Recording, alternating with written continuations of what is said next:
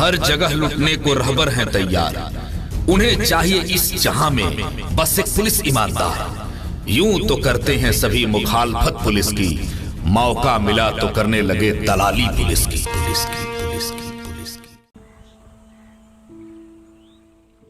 कुछो समझ में नहीं आ रहा है, कैसे बात करे दरोगा जी से। 2 दिन बाद बारात द्वार पर आना है, काम मुंह दिखाएंगे रज्जो के ससुराल वालों को। मना किए थे सरऊ को कि ये कहीं मोहल्ले में बैर नहीं लेते, अब का करे। भैया कोशिश तो करे के पड़ी। देख भाई, हमार तो पाँव कांपत है, तू ही बतियाओ ना दरोगा जी से। यही तो हमरो परेशानी है, हम कैसे बात करें।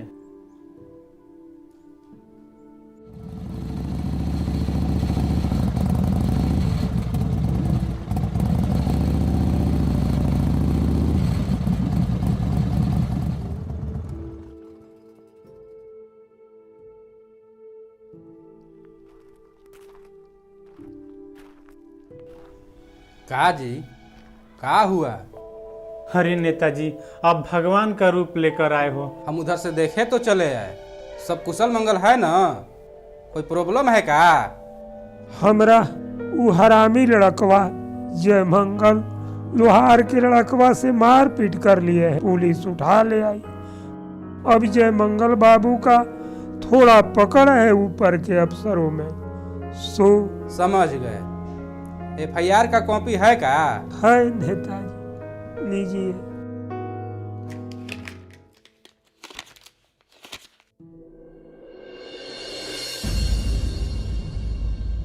बहुते ही संगीन धारा लगाए हैं। बड़ी आस है तुमसे नेताजी, बचा लियो। 2 दिन बाद बिटिया की बारात दरवाजे पर खड़ी हो, का मुंह दिखाएंगे हम। अरे अरे, ये क्या कर रहे हैं? बहुत बड़े हैं हमसे, देखते हैं कोई जुगाड़ बैठाते हैं। थोड़ा मुश्किल तो है, लेकिन छुड़वा देंगे, पटना तक हिला देंगे। छोड़ेंगे कैसे नहीं। इज्जत का मामला है, बिटिया की विवाह की जो बात है। और जानते हैं ना, रोज हमको थाना आना जाना रहता है, हमको भी व्यवहार रखना पड़ता है, समझ रहे हैं ना? कितना खर्चा हुई नेताजी? ऐसे लागी तो बहुत, लेकिन हम बात करते हैं ना, जरूरत पड़ेगा तो पटना मंत्री जी से कहलवा देंगे। लेकिन नेताजी, हमें भी तो अपना जेब देखना है। 15 से 20 के बीच मामला बैठेगा। ठीक है नेताजी, हो जाए। ठीक है, आप लोग यहीं रहिए, हम आते हैं।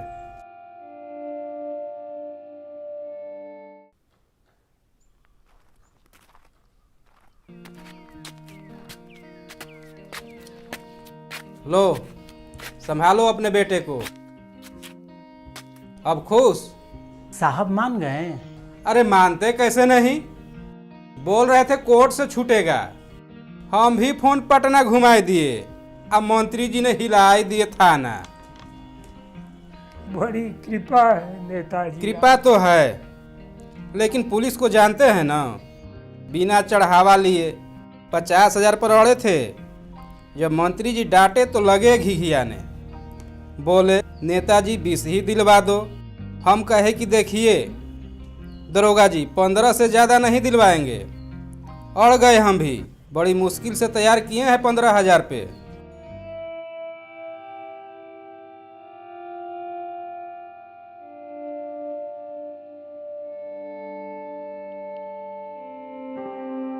पूरा है ना? तसल्ली कर लो नेताजी। अरे कैसी बात करते हो, जाइए हम हिसाब करके आते हैं। ठीक है, हम शादी में आएंगे जरूर बिटिया को आशीर्वाद देने। जाइए।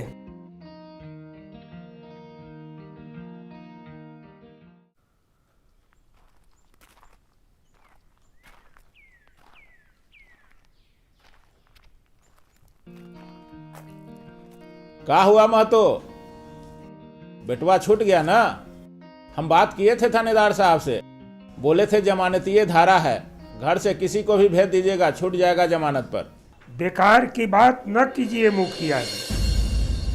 यदि आपके भरोसे रहते तो बिटिया बिना भाई के मुंह देखे ही घर से विदा हो गई होती। बदनामी होती सो अलग। अरे भाई, इतना गुस्सा में क्यों हो? बोल तो दिए थे थानेदार को। मुंह न खुलवाओ मुखिया जी। थानेदार तो लंबा खेलने के चक्कर में था। वो तो भला हो कौशल बाबू का, जो 15,000 में ही सल्टाई दिए। इसको कहते हैं अपना ढोल खुद फटवाना। मैं कुछ समझा नहीं मुखिया जी। देखो, जब हम कल थानेदार से बात किए थे तो उन्होंने हमसे कहा था यह दो लोगों के बीच मारपीट का आसान सा केस है। बात और आगे न बढ़े इसके लिए उसके बेटा को पकड़ कर ले आए। बहुत आसान सा केस है, जमानतीय धारा है। घर से किसी को भी भेज दीजिए, जमानत पर छूट जाएगा। कैसे छोड़ देंगे? मैं कुछ समझा नहीं मुखिया जी। देखो, हमारे देश की हर सरकारी संस्थान किसी न किसी नियम और कानून से चलता है, चाहे वह कोर्ट हो, हाई कोर्ट हो, डीएम हो, एसपी हो, सभी को कानून का पालन करना पड़ता है। अब यह दो लोगों के बीच आसान सा मारपीट का केस है। दो लोग झगड़ा किए, एक भाग गया, एक पकड़ा गया। ऐसे केस बहुत ही मामूली किस्म के होते हैं और जमानतीय होते हैं। ऐसे कांडों में पुलिस को ही अधिकार है कि वो जमानत पर छोड़ दे। लेकिन हम तो सुने हैं कि थाने में बगैर पैसे कोई नहीं छोड़ता। तुम जैसे लोगों के चलते ही ना कौशल यादव जैसे छुटभइये नेताओं लोगों की चांदी है। अरे वो ऐसे लोग कानून की थोड़ी बहुत जानकारी रखते हैं जो हर नागरिक को रखना चाहिए।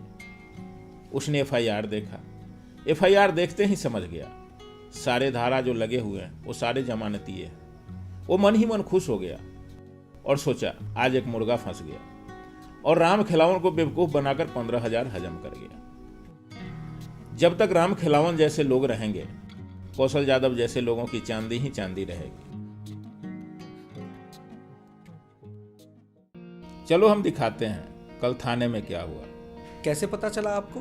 बेटा, हम ऐसे ही इस गांव के मुखिया नहीं हैं। थाने में एक सिपाही है मिश्रा, हमको बहुत मानता है। उसी ने ही सब हमको रिकॉर्ड करके भेजा है। अरे ई ससुरी कौशल यादव गया था अपनी बेटी के जन्मदिन पर निमंत्रण देने थाना में। हाई देखो।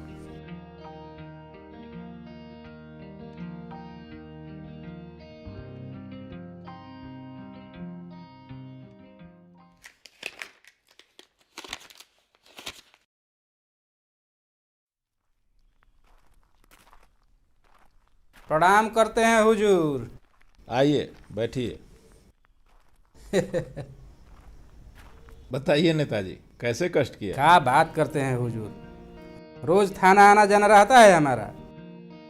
पूरे क्षेत्र में चर्चा है आपकी, लेकिन आपके जैसा थानेदार मैंने कहीं नहीं देखा। क्या बात कर रहे हैं नेताजी? चापलूसी की आदत अभी तक गई नहीं आपकी? बात में तो आपसे कोई जीत ही नहीं सकता। कल ही एसपी साहब के यहाँ गए थे, पूरा चर्चा हो रही थी आपकी कि आपने अपने क्षेत्र से कैसे राजेंद्र गैंग को सफाया किया। चाय पियेंगे नेताजी? हुजूर का चाय कोई कैसे मना कर सकता है। 2 ठो चाय लाओ जी। देखो नेताजी, हमको तनख्वाह मिलता है जुर्म को रोकने के लिए और जनता की हिफाजत करने के लिए, और वही तो हम कर रहे हैं। आपकी इसी बात पर तो यहाँ की जनता इतनी सम्मान करती है। सच मानिए, इस थाने को आपके अलावा कोई चला भी नहीं सकता है। कोनो काम से आए हैं नेताजी? बस एक रिक्वेस्ट करने आए हैं हुजूर। कल बिटिया का जन्मदिन है, अगर आप आ जाते तो घर का शोभा बढ़ जाता है। देखिए नेताजी, प्राइवेट पार्टी में तो हम कहीं आते जाते नहीं। अनावश्यक लोग बात का बतंगर बना लेते हैं। एक दिन मैं आपके यहाँ चला जाऊंगा, लोग कुछ से कुछ जोड़ने लगते हैं। किसी और दिन आएंगे आपके घर की शोभा बढ़ाने। दिल तोड़ दिए हमारा, लेकिन हम समझते हैं।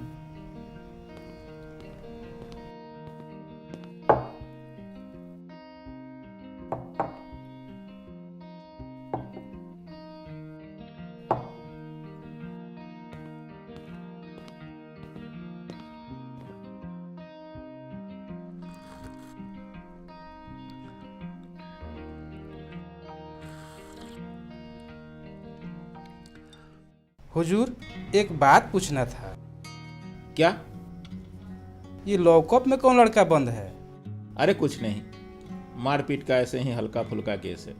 कुछ और आगे मारपीट न हो इसलिए उसको उठा के ले आया। जमानतीय धारा है, कोई आएगा छूट जाएगा। लेकिन पता नहीं अभी तक कोई आया नहीं। हमारे इलाके का लड़का है हुजूर, परसों ही इसके बहन का बारात आने वाला है। क्या आप जानते हैं इसको? अच्छी तरह से जानते हैं हुजूर। बहन की शादी है इसका? परसों आने वाला है बारात इसके यहाँ। तो आप काहे नहीं इसका जमानत ले लेते? काहे किसी भाई का अपनी बहन की शादी में न जाने देने का पाप हमसे करवा रहे हैं? मिश्रा जी, अरे मिश्रा जी, वो जो लड़का वो पकड़ के लाए थे ना, उसको नेताजी के जमानत पर छोड़ दीजिए और इनसे जमानतनामा पर हस्ताक्षर ले लीजिए। जाइए, ले जाइए।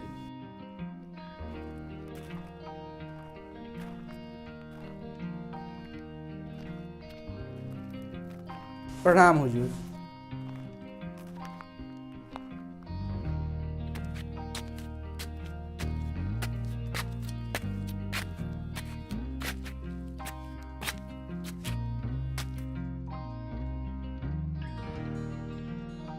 प्रणाम हुजूर। महतो चाचा तो अपनी लुटिया खुद ही डुबाए। अच्छा मुखिया जी, अगर कोई अपना पकड़ा जाए तो क्या करना चाहिए? अब की ना तूने अकल की बात। अरे सबसे पहले एफआईआर देखो, एफआईआर की लगी हुई धारा को देखो। धारा जमानतीय है, अजमानतीय है, बेलेबल है, नॉन बेलेबल है। लेकिन हमको कैसे पता चलेगा कि कौन सी धारा जमानतीय और कौन सी? समझ गया।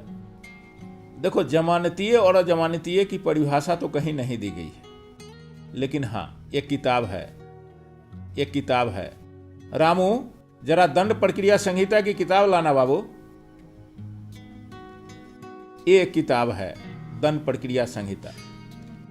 इसमें आईपीसी की जितनी भी धाराएं दी गई है, सभी धाराओं के बारे में, कौन सी धारा जमानतीय है, कौन सी धारा अजमानतीय है, इसमें दिया हुआ है।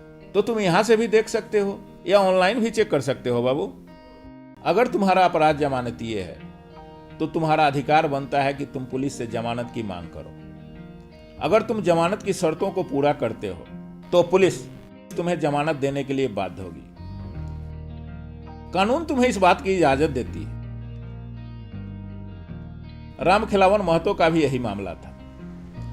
उसके बेटे को पुलिस को तो जमानत देनी ही थी, लेकिन वह कौशल की बातों में आ गया और कौशल द्वारा ठगा गया, न कि पुलिस द्वारा। रामखिलावन के बेटे पर आईपीसी की धारा 341, 323, 504, 506 का अपराध दर्ज था। सभी धारा जमानतीय थे। पुलिस को तो उसकी जमानत देनी ही थी। अच्छा मुखिया जी, अगर धारा अजमानतीय हो तो? अरे हरिया, तुम्हारा तो दिमाग काम करने लगा रे। हाँ, यदि तुम्हारा अपराध अजमानतीय है और वह अपराध संपत्ति मूलक अपराध, शराब, आर्म्स जैसे आपत्तिजनक मामलों से संबंधित नहीं है, तब पुलिस तुम्हारी समाज में छवि तलाश करेगी। यदि तुम्हारी छवि अच्छी है, तब यदि अपराध 7 साल या 7 साल से कम सजा वाले श्रेणी में आता है तो पुलिस तुम्हें नोटिस देकर छोड़ देगी। लेकिन यदि अपराध 7 साल या 7 साल से अधिक सजा के अंतर्गत आता है, वैसी स्थिति में पुलिस को तुम्हें छोड़ने का अधिकार नहीं है। वैसे मामलों में तुम्हें कोर्ट से जमानत लेना होगा और न्यायालय तय करेगी कि तुम्हें जमानत दी जाए या नहीं दी जाए। बिल्कुल सही समझा है मुखिया जी। मैं आज ही जाकर दंड प्रक्रिया संहिता किताब लेकर आऊंगा। मैं भी पढ़ूंगा और सबको पढ़ाऊंगा, ताकि कौशल यादव जैसे लोग हम लोगों को बेवकूफ ना बना सकें। अजी मुखिया जी, पंचायत खत्म हो गई हो तो खाना खा ही लियो ना आई के। अच्छा, आते हैं। अरे हरिया, कानून के पचड़े से तो जमानत मिल सकती है, लेकिन इस शादी नामक आरोप में एक बार बंध गए ना, फिर कोई जमानत का उपाय नहीं है।